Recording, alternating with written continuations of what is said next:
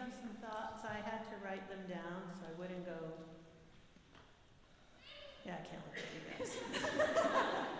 So I'm just going to read. I'm better at reading instead of off the cuff. And I know I'm leaving people out, and it's my apologies, but 40 years is a long time.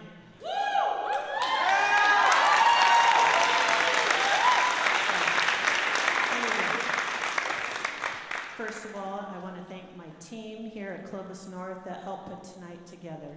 Riley, Kim, Dan, and Carlos, as well as these incredible students who I love. This night is full of many emotions: happiness, joy, sadness, and humility. I am so grateful to God that He blessed me with a career that has helped me find a community in a state I had no connection to except my new husband, Dan, and his sister. Getting involved in organizations that help me grow through love and support and encouragement from mentors and colleagues over many years. ACDA, CMEA, FMCMEA, and of course the districts I've worked: Munson, Sultana, Dinuba, Emmanuel, Fresno Pacific, Clovis, Fresno State. The churches I've worked and worshiped, leading churches, children's choirs, and accompanying from my husband with the adult choir for 20 years. Some of the people that helped shape me as a teacher and leader early on were, of course, Dan, my husband, Gail Skogsberg, Carolyn Barrett. Carolyn is pretty special. We would get together on Saturday mornings at her house and build lessons and be creative for our elementary classroom music classes. Donna Brooks, Margaret Lowe, Roy Clausen, and Janet Young, as well as several other mentors through ACDA. I had a unique opportunity and perspective of learning beyond immersing myself in all the professional development offered through ACDA and CDA, which came from accompanying master conductors and educators. I made a list of what I could recall over the past 40 years and came up with about 163 conductors, some of which I played for more than once or twice. Each experience helped me find new ideas about conducting, listening, patience. For example, Mike Scheibe telling me, when you think it is time to cut something off at the end, wait a bit longer. I loved my time in the elementary classroom and conducting children's choirs. There's nothing like the sound of those young, pure, soaring tones. It was a very special time for me, having two small children as well. When my third child came, and I was on maternity leave, I was called by Jeff Eben and Gary Giannoni to take over the Clovis West choirs, as Jim had to leave. This was an opportunity I never thought would come, and I am so grateful to Jim, Jeff, and Gary for giving me that opportunity to prove myself, and that I was up to the challenge. As a woman in a male-dominated profession, I looked up to powerful women that paved the way: Charlene Archibald, Iris Levine, Rebecca Raltzalk, and Zigger Johnson, to name a few. Some of them aren't here anymore. And I was happy to step up to the plate, taking nothing for granted. Trips all over the country to perform with these incredibly talented students from both Clovis West and Clovis North was so special for me and my family. Opportunities like conducting in Carnegie Hall, Alice Tully Hall in the Lincoln Center, Segerstrom Hall, Meyerhoff Symphony Hall, Davies Hall, Chicago Symphony Hall, and more, I would have never dreamt would be on my resume. Taking my own kids on some of those adventures made them eager to be part of that family when they entered high school. I was very fortunate to have taught all three of my children in choir. They've all chosen a path of their own in music, all different, and Dan and I couldn't be more proud. However, I was not the only teacher they had that put the love in their hearts. Alan Christensen, Stephanie Anaforian, Mike Corella, Gail Barber, Steve Charnow, Paul Shagoyan, Paul Lucchese, Mike Hipp, Dave Lesser, John Lack, Jan Goyette, Biz Feaster, and Joel Abels. Having supportive administrators and school boards made these experiences achievable. Two other very important mentors I had the joy of working with were Carlo Prandini and Norm Anderson, who brought me over to begin my journey at Clovis North Educational Center after a great experience working with them at Clovis West. They even had my Clovis West Chamber Singers sing at the groundbreaking for Clovis North.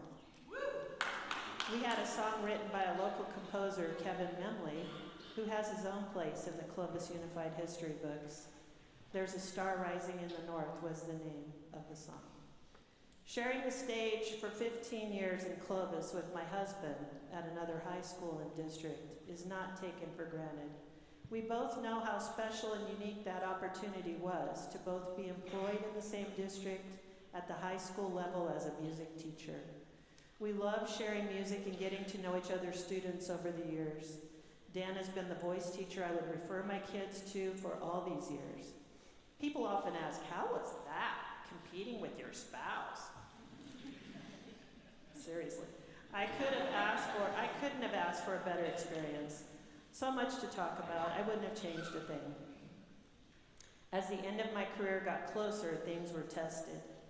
Our profession was truly affected, as many were, during 2020 to 2022, and continues to bounce back. But I will say leaders emerged. Selfless acts of help for old and young teachers kept us encouraged. Here in this district, I would like to thank Vince Keenan for all of the virtual choir concerts he put together for me. 33, to be exact. Also, a person that reached out across our state and kept us connected and helped us learn the how with a smile, with tons of materials, techniques, ideas, repertoire, was Dr. Carrie Earnhardt. As she was also isolated, she broke those walls down for many of us that were struggling how to keep the community, education, and the music married for our students that needed the connection so badly. She continues to be a light for choir students and educators, and we're lucky to have her at Fresno State. Thank you, Carrie. To my friends and colleagues, in particular, my choral director buddies, and my department at CNEC. A special thank you to Kim for the past 10 years as my accompanist, and Riley for building the Granite Ridge program and making kids feel free to express their love for singing. Also, my drama friends, Kyle and Matt, for collaborating and being such good friends and people. And a special thank you to my office mates, Dave and Jose, Sean and Key. We have had some pretty fun moments. Dave Lesser, you and I have worked together 25 years since you started teaching over at Clovis West. And yes, I changed his daughter's first diaper in the hospital. You are all great educators and friends, and I'm honored to have worked alongside you and watched you grow, and I will miss all of you. And a huge thank you to all of my students that have helped me grow over the years, showed me what works and what may not through rehearsal, mistakes, experiences, and family. Choir is a special place. We as educators bring our own reasons for doing the job, which for me is to bring as much knowledge, diversity of repertoire through style, genre, culture, languages, and history to build their confidence and grow in trust and expression through teamwork. Teach them to become discerning listeners to help create the necessary tone for a piece. For a student, however, I believe 90% come to choir to connect, make friends, be on a team, and then make music. Connection is key. Pride comes from the result of this trust and hard work. I appreciate all of the love and support I have received, and thank you all.